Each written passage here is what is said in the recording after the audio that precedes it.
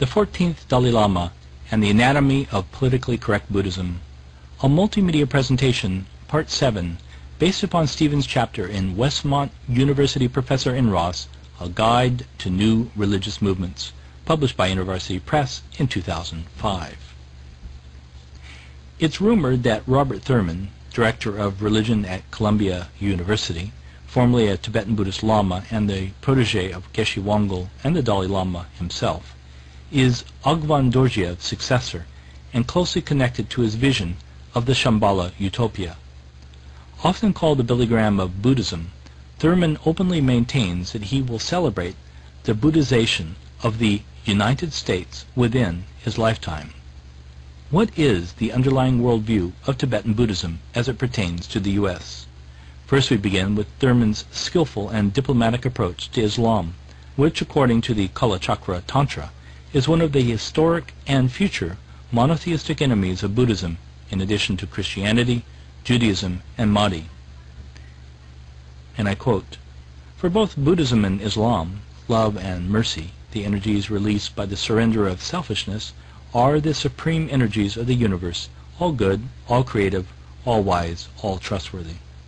The true Buddhist and the true Muslim should embrace once and for all. Let them only be intolerant of intolerance, in the name of their own or any other's religion. Let religion never again be a cause of harm to beings. Let it only be the road to the inconceivable sea of bliss for all." End of quote. While it sounds delightful, is it true for Tibetan Buddhism or just skillful rhetoric? Secondly, what is the underlying operational worldview from which Tibetan Buddhists conduct themselves in the political realm? A look at the red Tara mandala is most instructive. And I quote, "She is extremely seductive," the deity this mandala is being offered to. "Her red color and subjugating flower attributes emphasize her more mundane activity of enchanting men and women, ministers and kings, to the bewitching power of sexual desire and love." End of quote. One former Buddhist reminded me that President Clinton had his affair with Miss Lewinsky only days after his visit with the Dalai Lama in the White House. So what, you say? It became clear on September 21, 2005, when the Red Tara Mandala was consecrated at the new office for the International Campaign for Tibet, located behind the Capitol. Who is this Red Tara? She is the empowering tantric consort for Avalokitesvara, the patron deity of Tibet, also known as the Dalai Lama. The remarkable tenure of the Dalai Lama as God King for life surpasses every president since Franklin D. Roosevelt. During the House deliberations on awarding the Dalai Lama the Congressional Gold Medal, Nancy Pelosi, the House Minority Leader, a Democrat from California, pointed out the long-standing relationship with the Dalai Lama through relaying a story about his first contact. Franklin Roosevelt, as President of the United States, gave His Holiness one of his favorite gifts, which was a gold watch, which had the phases of the moon on the watch. It was a wonderful thing, a gift from the President to the little boy who had been named the Dalai Lama.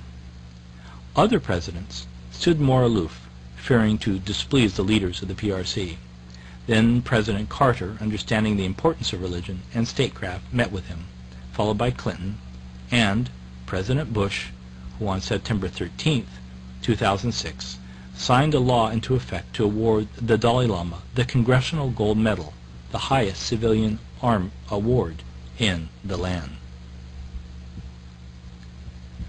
The United States political ties with the Dalai Lama extend back to secret CIA operations overseen by Presidents Eisenhower, Kennedy, and Johnson. In 1956,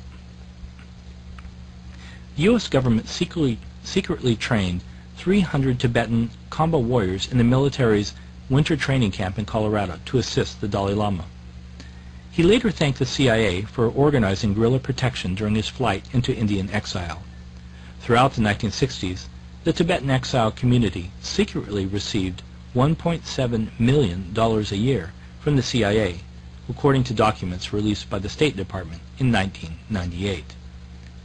Once this fact was publicized, the Dalai Lama's organization itself issued a statement admitting that it had received millions of dollars from the CIA during the 60s to send armed squads of exiles into Tibet to undermine the Maoist revolution. The Dalai Lama's annual share was $186,000, making him a paid agent of the CIA. Indian intelligence also financed him and other Tibetan exiles.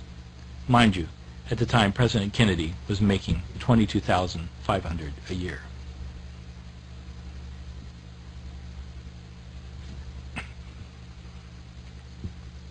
The Dalai Lama met with President Clinton in the White House just days before the Monica Lewinsky affair broke out. A former White House aide claims that Gore is a crypto, meaning secret, Buddhist. Perhaps the most bizarre revelation is when Buddhist nuns testified that they had destroyed documents to conceal contributions to the Democratic Party. When the former leader of China visited the U.S., the Free Tibet demonstrators followed him everywhere he went in the United States. Mike Peters caught Premier Jiang's frustration in this cartoon where he asked President Clinton, "Can't you do something about these Buddhist demonstrators?" To which the president quietly replied, "That's the vice president." At the 7th International Conference on Christian-Buddhist Dialogue at Loyola Marymount University in Los Angeles, one speaker spoke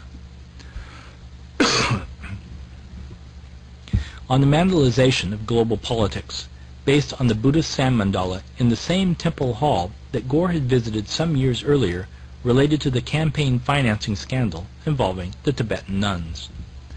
On October 19, 1993, the same time, the Kalachakra is being constructed in the Kalachakra mandala was being constructed in Tower 1 at the World Trade Center.